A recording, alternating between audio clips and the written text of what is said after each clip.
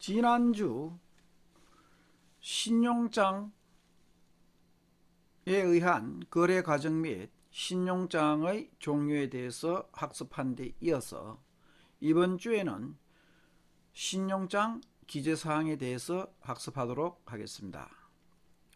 지난 시간에 언급했듯이 여러분들이 무역영어를 학습하고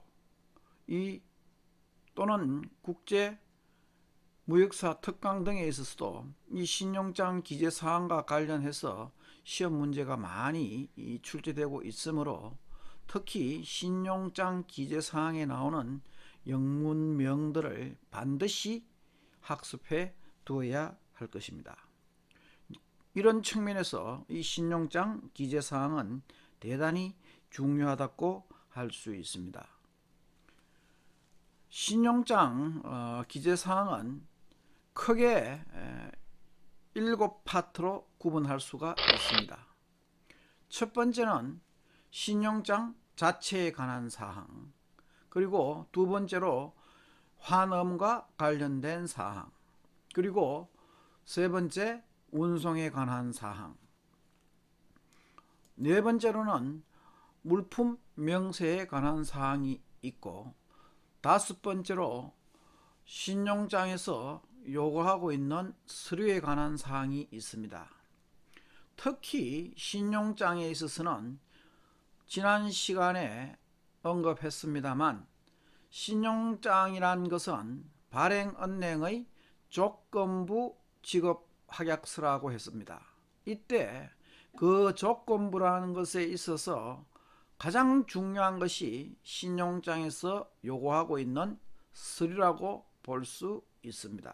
그래서 이 신용장에서 요구하고 있는 서류는 아주 엄격 일치해서 은행에 제시를 해야 할 것입니다. 그래서 이 요구 서류는 많은 것들이 있습니다만은 조금 이따가 학습하기로 하고, 다음으로 여섯 번째로 추가 조건에 관한 사항이 있으며, 일곱 번째 그 밖의 기재사항으로서 여섯 번째까지의 사항에 대해서도 혹시 빠진 점이 있다든가 했을 경우에 기재해 놓을 수 있는 사항이 있습니다. 그럼 먼저 이 7파트 중에서 첫 번째 신용장 자체에 관한 사항으로서 Sequence of Total, 전체 장수 중에서 몇 번째에 해당하는가 하는 문제입니다.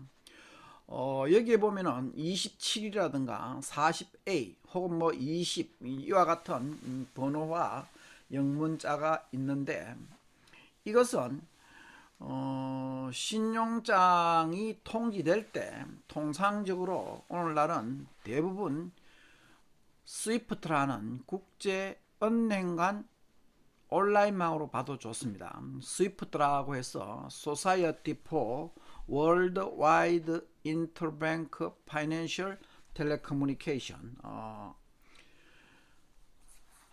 그래서 소위 국제은행 간 소위 온라인망이라고 생각하시면 됩니다.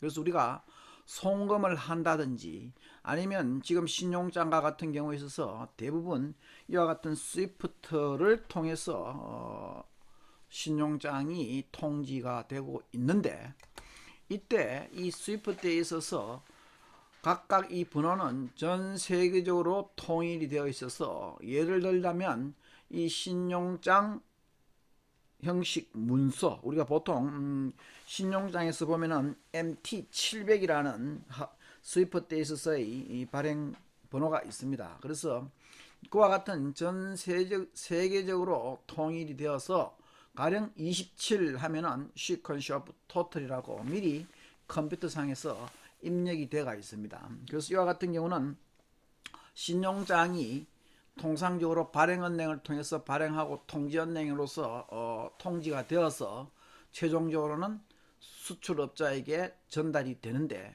그 과정에서 혹시 전산상의 에러가 생겼을 경우에 전체 발행된 쪽수 중에서 몇 번째인가 하는 것을 표시하는 것이라고 보면 됩니다. 그래서 이와 같은 쪽수가 있고, 그 다음에 화한 신용장의 종류라 해서 통상적으로 여기에는 신용장이 취소 가능이냐 취소 불능이냐를 표시한다고 보면 되겠습니다. 자, 다음 시간에 또 복습을 하겠습니다만은 잠깐 앞 슬라이드로 돌아가서 보면은 발행은행이 신용장을 발행을 하고 통지은행을 통해서 신용장을 발행을 해서 통지은행을 통해서 매도인에게 전달이 된다라고 했었죠.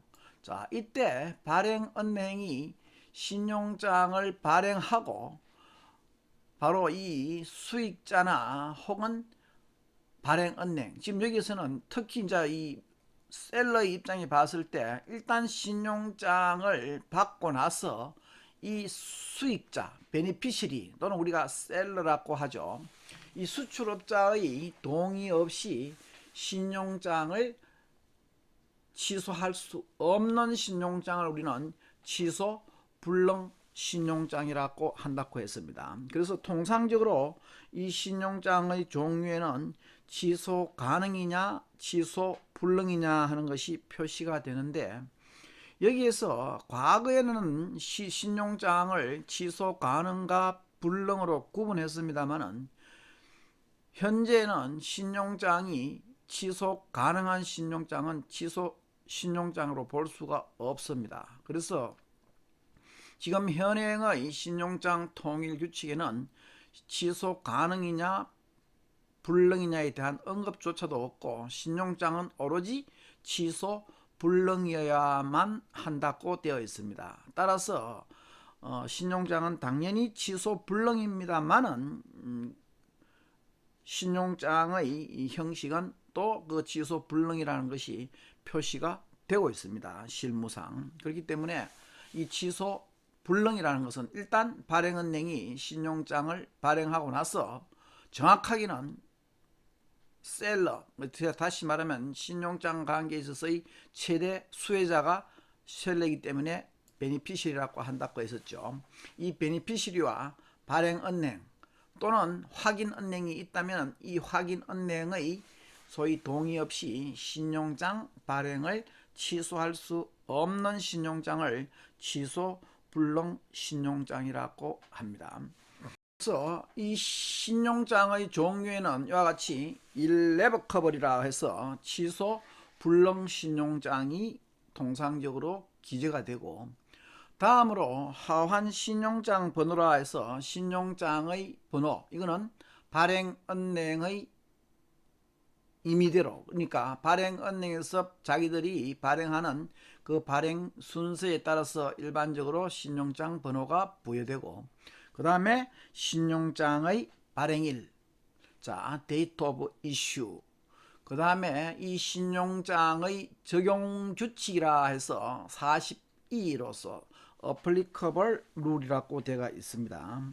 보통은 UCP latest version이라 해서 UCP 최신 소위 버전, 소위 최신판이라 해서 보통 그 중거법 조항이라고 하죠. 그래서 왜냐하면 UCP가 개정되면서 UCP에 발행된 문서 번호가 400도 있고 500도 있고 600, 현재 거는 최신 버전은 600입니다. 그래서 소위 이것은 신용장의 적용 규칙은 강행 규정이 아니고 당사자 합의에 의한 중거법 규칙이기 때문에 어떤 규칙에 따른다 하는 것이 반드시 규정이 되어야 됩니다. 그래서 이와 같은 신용장과 관련한 신용장 자체와 관련한 적용 규칙이 기재됩니다. 자, applicable rule 혹은 뭐 governing rule 이런 식으로 표시가 되고 있습니다.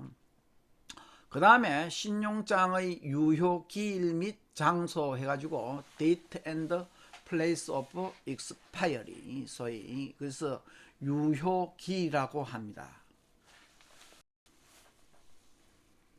자, 앞서 설명이 되었습니다만은 뒤에서 다시 한번 우리가 자세히 설명을 하겠습니다만은 유효기일이라는 것은 일반적으로 신용장이 앞에서 우리가 사용 방법에 따라서 일람지급이냐, 연지급이냐, 인수냐 또는 매입이냐로 소위 네 가지 방법으로서 사용될 수 있다 했는데, 이때 환음이나 혹은 서류가 제시되어야 할 최종 기일과 장소를 이야기하고 있습니다. 그래서 굉장히 이제 중요하기 때문에 뒤에서 다시 한번 설명을 하겠습니다. 유효 기일 및 장소. 그 다음에 어플리컨트라고 해서 이제 이것은 발행 의뢰인, 우리가 수입업자라 그랬죠. 신용장 발행을 신청하는 발행 의뢰인. 그 다음에 베니피셔리. 자, 지금 여기 나오는 어플리컨트, 베니피셔리, 뭐 플레이스 오브 익스파이어리 등등을 여러분이 반드시 암기를 해야 합니다. 그 다음에 이 신용장과 관련된 current code and amount, 소위 신용장에서 사용되는 통화 및 소위 금액, 신용장 통화 및 금액이 일반적으로 기재가 되고 있고, 그 다음에 신용장 금액의 가부족 허용 비율. 자, 우리가 보통 신용장에 있어서 이것은 지금 별표가 없죠. 다른 거는 별표가 있는 경우는 반드시 기재되어야 되는 것인데, 여기는 지금 별표가 없죠. 그래서 뭐 임의 기재 사항, 필수 기재 사항이 아닌 임의 기재 사항이라고 볼 수 있는데, 보통 여기에 나오는 percentage credit amount tolerance라고 해서 신용장의 가부족 허용 비율을 이야기하고 있습니다. 즉, 신용장 금액의 가부족이 허용되는 비율로서 이 가부족이 허용되는 경우에는 이 허용 비율 안에 통상적으로 그 퍼센터지가 표시되고 있습니다. 자, 이 부분도 역시 뒤에 가서 다시 한번 설명을 하겠습니다. 특히 통화에 있어서도 이 통화는 반드시 그 각국 통화에 대한 세 자리 숫자가 세 자리 소위 통화 단위 영문명으로 표시가 되고 있고, 금액은 일반적으로 숫자로서 기재되고 있습니다. 그래서 문자로 통화 단위, 가령 예를 들자면 미화 뭐 만불 했을 경우에는 USD 10,000로 보통 표시가 되고 있습니다. 그래서 이와 같은 통화 금액, 그 다음에 신용장 가부족 허용 비율, 그리고 최대 신용장 금액, 이 역시 뭐 임의 기재 사항이죠.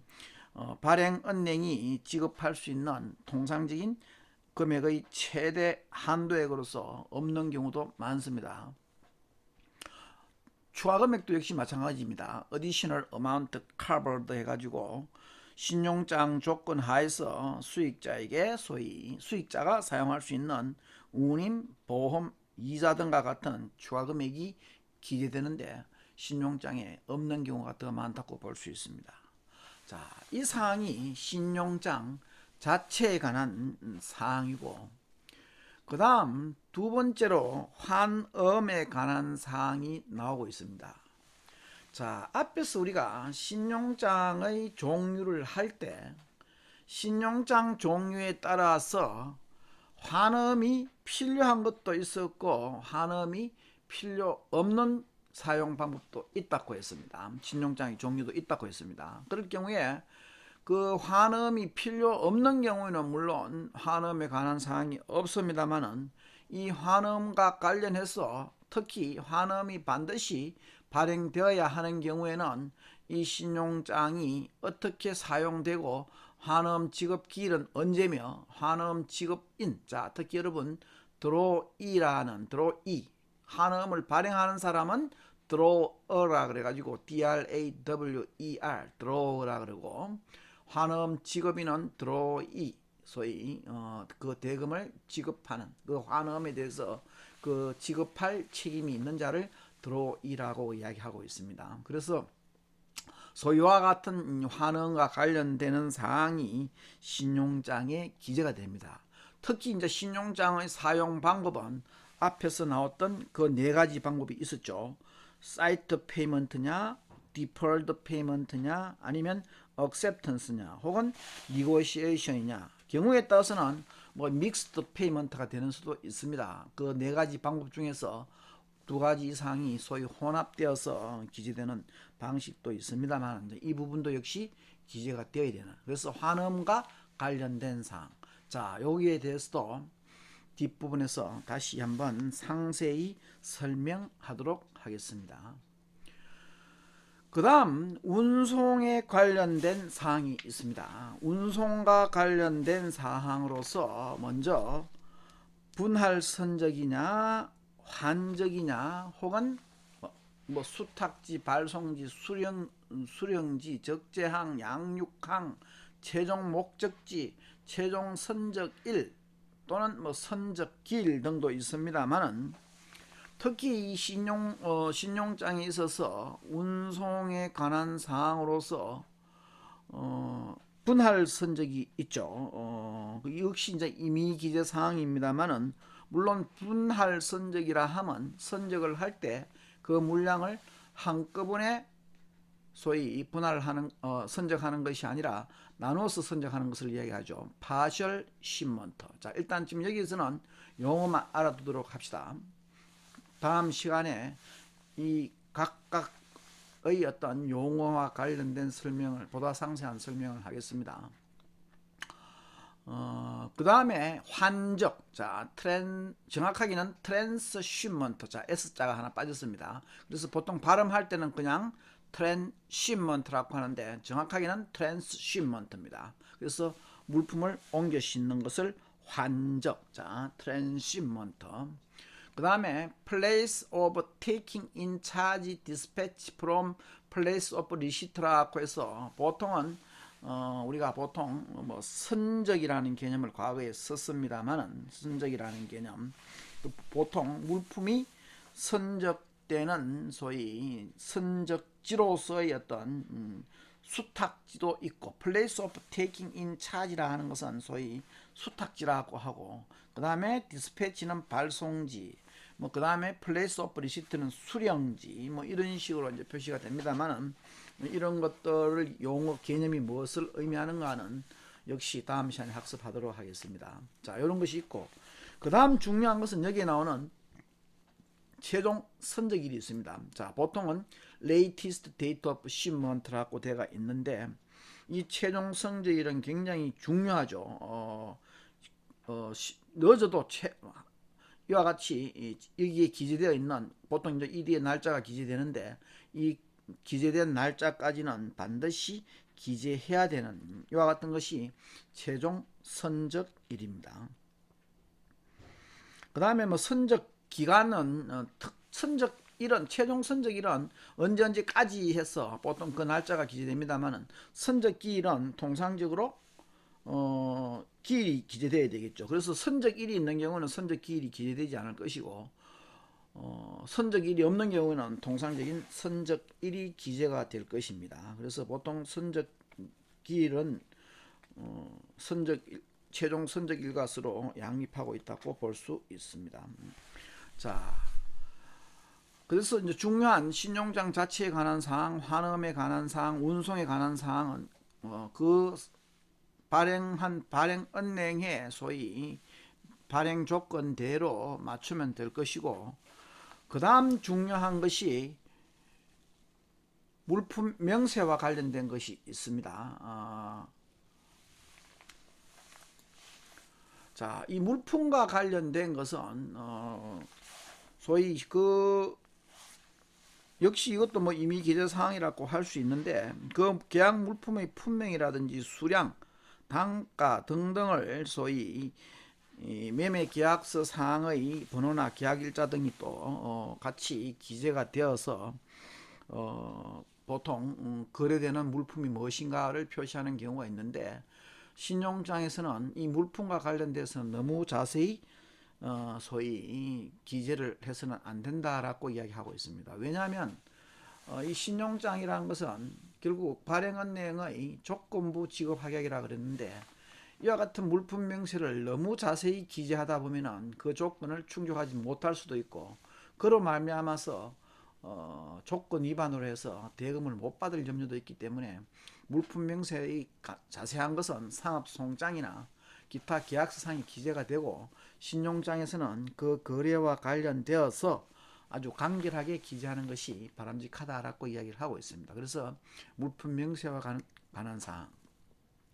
자, 그 다음 앞에서 이야기했듯이 요구 서류에 관한 사항이 굉장히 중요하다 그랬죠. 자, 여기에 대해서는 각각에 대해서는 뒤에 가서 우리가 살펴보기로 하고, 우선 뭐 개념, 특히 송장이라 했을 때 우리 송장으로 외워서는 안 됩니다.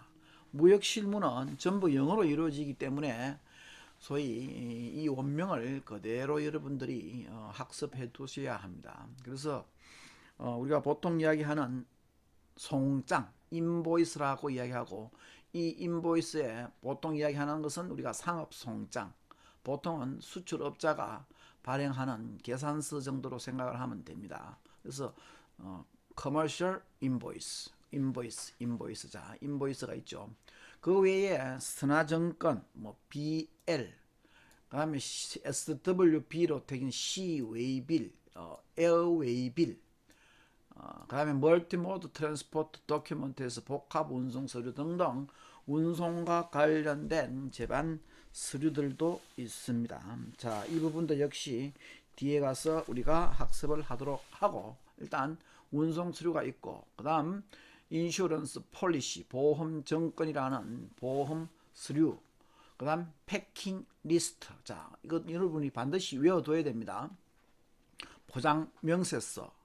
그 다음에 보통은 C/O로 표시를 합니다만은 Certificate of Origin, Certificate of Origin 해가지고 원산지 증명서.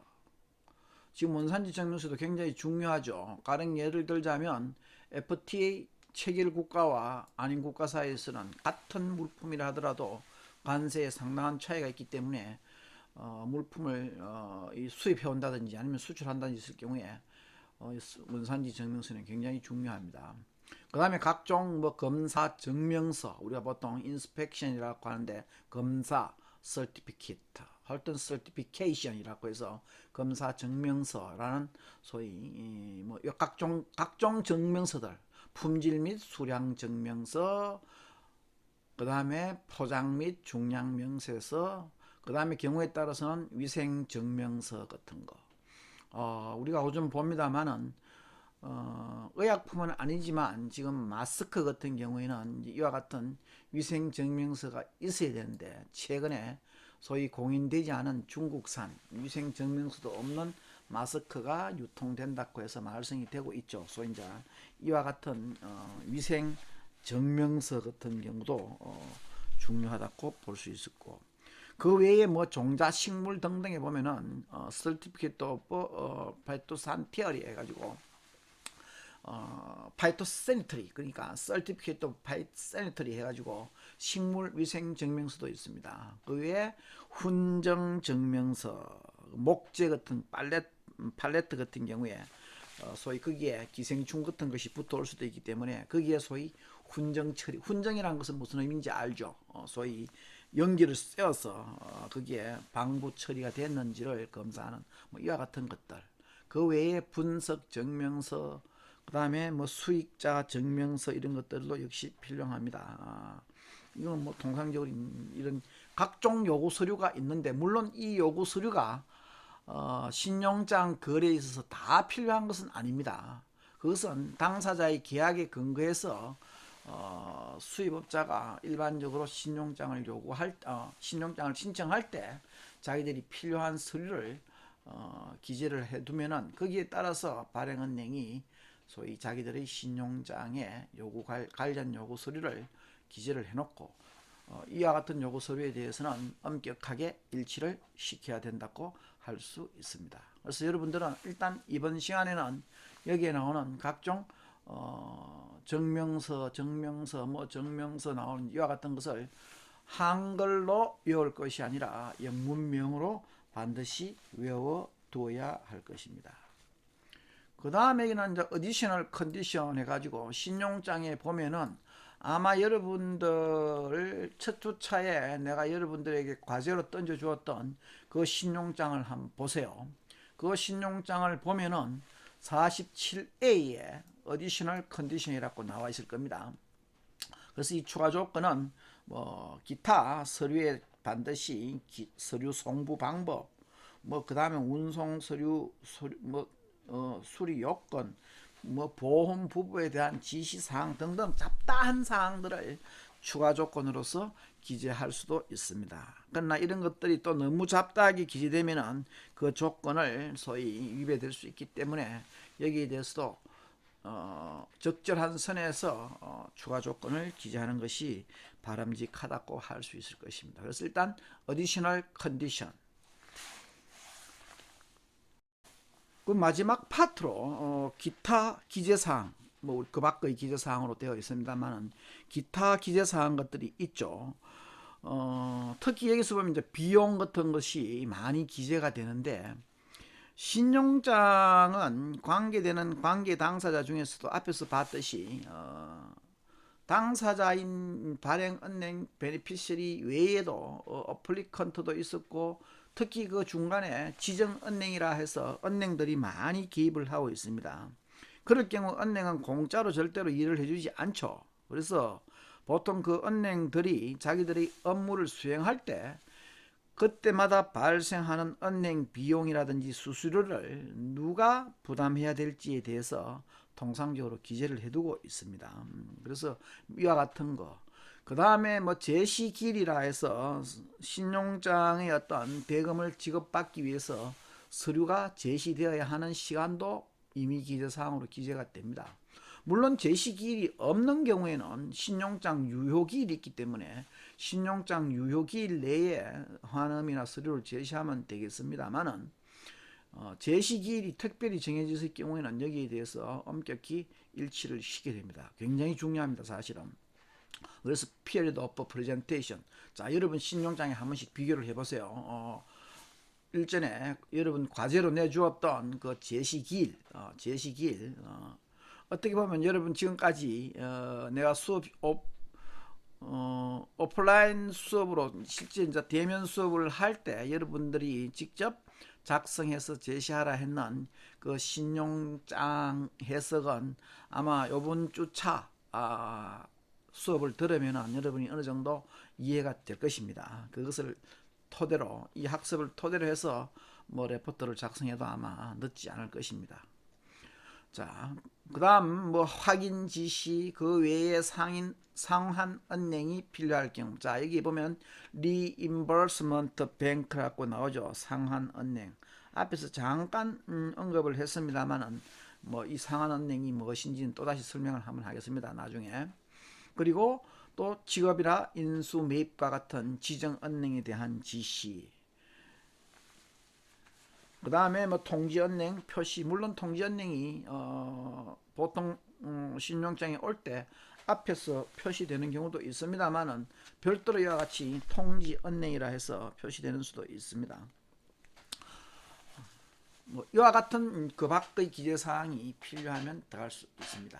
그런데 자, 지금 우리가 학습을 했습니다만은 신용장에서 보면 가장 중요한 파트는 사실상 이 파트라고 할 수 있고, 특히 베니피셜 입장에서는 여기에 관련되는 서류를 엄격히 기재해야 되고, 물론 신용장에서 중요하지 않는 것은 없습니다. 왜냐하면 모든 조건을 다 충족시켜야 되기 때문에 중요하지 않는 것은 없습니다만은, 특히 이 대금을 차질 없이 셀러 입장에서 대금을 차질 없이 받기 위해서는 요구 서류에 관련된 사항을 잘 충족시켜야 할 것이고, 그 다음 앞에서 학습했던 신용장 자체에 관한 사항이 있었죠. 뭐 이 사항이 무엇인지, 또 뭐 환음, 운송 다 중요하다고 할 수 있겠습니다.